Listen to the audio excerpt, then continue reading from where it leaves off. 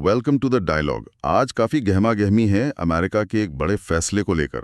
भारतीय सामानों पर 7 अगस्त 2025 से 25% का भारी शुल्क लगाया जा रहा है। और कमाल की बात यह है कि इसमें किसी भी भारतीय उत्पाद को कोई छूट नहीं दी गई है। जी, वाकई ध्यान देने वाली बात है। अक्सर ऐसा होता है कि दवा या इलेक्ट्रॉनिक्स जैसे ज़रूरी सेक्टर को कुछ राहत मिल जाती है, पर इस बार ऐसा बिल्कुल नहीं है। हाँ, तो आज हम इसी पर गहराई से बात करेंगे, समझने की कोशिश करेंगे कि इसके पीछे की वजह क्या है, इसका असर क्या दिख रहा है और भारत इस पर कैसे रिएक्ट कर रहा है। तो चलिए शुरू करते हैं। अमेरिका ने ये कदम आखिर उठाया क्यों? पहली नज़र में तो वो 2024 का व्यापार घाटा दिखता है भारत के साथ, कोई 45.7 अरब डॉलर का।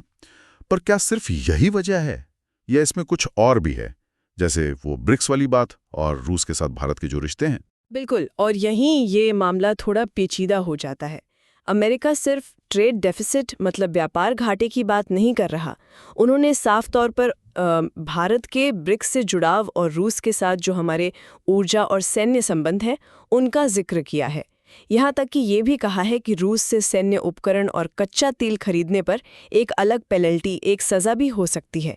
हालांकि वो कितनी होगी, ये अभी तक साफ नहीं है। अच्छा, पेनल्टी भी? जी, तो ये सिर्फ एक आर्थिक कदम नहीं लगता, ये एक तरह से स्ट्रेटेजिक प्रेशर मतलब रणनीतिक दबाव बढ़ाने की कोशिश ज़्यादा लगती है। और इसके लिए उन्होंने अपने कानूनों का हवाला भी दिया है, जैसे राष्ट्रीय सुरक्षा के लिए सेक्शन 232 और अनुचित व्यापार तरीकों के लिए सेक्शन 301।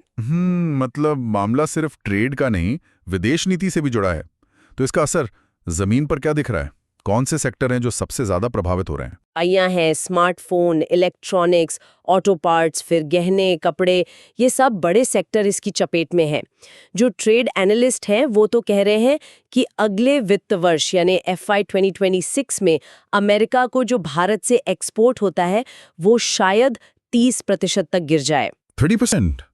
ये तो बहुत बड़ी गिरावट है। हाँ, सोचिए, लगभग 86.5 अरब डॉलर से गिरकर सीधा 60.6 अरब डॉलर तक आ सकता है। इसका मतलब तो ये हुआ कि कंपटीशन में भारत को नुकसान होगा। हाँ, बिल्कुल सीधा नुकसान है, क्योंकि देखिए वियतनाम, बांग्लादेश, श्रीलंका, ताइवान जैसे दूसरे देशों पर अमेरिका ने कम टैरिफ लगाए हैं, कहीं 20% या उससे भी कम।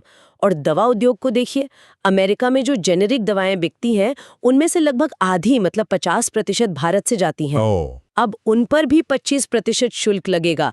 फिर आईफोन, जो आजकल भारत से अमेरिका को सबसे ज्यादा निर्यात होने वाली चीजों में से एक बन गए हैं, उन पर भी यही असर पड़ेगा। और कपड़ा, गहने, वहां भी असर दिख रहा है। सुनने में आ रहा है कि ऑर्डर रुक गए हैं और नौकरियों पर भी खतरा मंडरा रहा है। और हाँ, इसका असर भारतीय रुपए और हमारे शेयर बाजारों पर भी पड़ा है। तो क्या कोई बातचीत चल रही है, कोई रास्ता निकालने की कोशिश? अमेरिका का क्या कहना है इस पर? देखिए, अभी तो अमेरिकी व्हाइट हाउस से जो बयान आया है वो ये है कि उनकी प्राथमिकता प्रमुख व्यापारिक साझेदार हैं और भारत फिलहाल उस लिस्ट में शायद सबसे ऊपर नहीं है। चीन, EU, जापान, दक्षिण कोरिया, ये देश किसी न किसी तरह की बेहतर डील मतलब कम टैरिफ या कुछ सेक्टर में छूट पाने में कामयाब रहे हैं। इससे जो अक्टूबर में एक संभावित ट्रेड डील की बात थी वो भी अब मुश्किल लग रही है, जब तक कि भारत कोई बड़ी रियायत न दे। तो स्थिति थोड़ी कह सकते हैं फंसी हुई सी लग रही है। और जैसा आपने कहा, नौकरियों पर असर? जी, असर बड़ा हो सकता है, खासकर जो इंडस्ट्रीज एक्सपोर्ट पे निर्भर हैं उनमें हजारों नौकरियां जाने का डर जताया जा रहा है। इकोनॉमिस्ट ने तो भारत के 2025 की ग्रोथ रेट का अनुमान भी घटा दिया है, करीब 0.2 से 0.4% तक। अच्छा। और राजनीतिक बयानबाजी भी तेज हो गई है।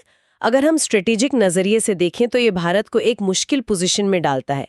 एक तरह से ये दिखाता है कि अमेरिका की तय लाइन से अलग चलने की एक कीमत हो सकती है। ऐसे में भारत सरकार क्या कह रही है? उनकी तरफ से क्या प्रतिक्रिया आई है? भारत सरकार का जो औपचारिक बयान आया है उसमें उन्होंने कहा है कि वो पूरी स्थिति का बहुत बारीकी से अध्ययन कर रहे हैं और उन्होंने भरोसा दिलाया है कि किसानों, मजदूरों, छोटे कारोबारियों के हितों की रक्षा के लिए सभी जरूरी कदम उठाए जाएंगे। और अंदर खाने क्या चल रहा है? मतलब कोई रणनीति दिख रही है? हाँ, भारत का जो अप्रोच है वो काफी सधा हुआ, बैलेंस्ड और रणनीतिक लग रहा है।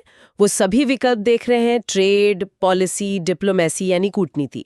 दिलचस्प बात यह है कि इन टैरिफ के बावजूद अमेरिका से ट्रेड पर बातचीत रुकी नहीं है। एक अमेरिकी डेलीगेशन 25 अगस्त को आने वाला भी है। ओके। सरकार अपनी इंडस्ट्री के लोगों से भी लगातार बात कर रही है, सलाह ले रही है, और संसद में भी सरकार ने ये साफ किया है कि वो किसी बाहरी दबाव में नहीं झुकेगी और अपनी जो भू राजनीतिक प्राथमिकताएं हैं, जैसे रूस के साथ संबंध, उन्हें बनाए रखेगी। तो संक्षेप में कहें तो फोकस है रिव्यू करना, डिप्लोमेसी जारी रखना, बातचीत करना, इंडस्ट्री से जुड़े रहना और अपने राष्ट्रीय हितों की रक्षा करना। तो ये बात तो साफ है कि ये मामला सिर्फ अर्थव्यवस्था का नहीं है, इसमें ग्लोबल स्ट्रैटेजी और पॉलिटिक्स का भी बड़ा रोल है। और जिस तरह से बिना किसी छूट के सभी सामानों पर यह टैरिफ लगाया गया है और उसे भारत की विदेश नीति से जोड़ा जा रहा है, वो इसे वाकई काफी गंभीर बना देता है। बिल्कुल सही कहा आपने। ऐसा लग रहा है कि असली मुद्दा शायद रणनीतिक अलाइनमेंट का है और ट्रेड को, व्यापार को एक टूल की तरह इस्तेमाल किया जा रहा है। भारत की प्रतिक्रिया में लचीलापन भी है और बातचीत पर जोर भी, लेकिन आगे का रास्ता अभी अनिश्चित है। खासकर वो जो रूस वाले मामले पर अतिरिक्त पेनल्टी की बात है, वो जब तक साफ नहीं होती तब तक कुछ कहना मुश्किल है। एक विचार जिसके साथ हम अपने श्रोताओं को छोड़ सकते हैं, हम आजकल बहुत सुन रहे हैं सप्लाई चेन डी रिस्किंग के बारे में। मतलब देश कोशिश कर रहे हैं कि वो किसी एक सप्लायर पर निर्भर ना रहें। तो ऐसे में अमेरिका और भारत के बीच का ये जो टकराव है, ये सिर्फ इन दो देशों के बीच के ट्रेड को ही नहीं, बल्कि शायद पूरे एशिया और उससे भी आगे के व्यापारिक समीकरणों को, ट्रेड फ्लोस को कैसे नया आकार दे सकता है। इस पर आप क्या सोचते हैं? अपनी राय नीचे कमेंट सेक्शन में हमारे साथ जरूर शेयर करें।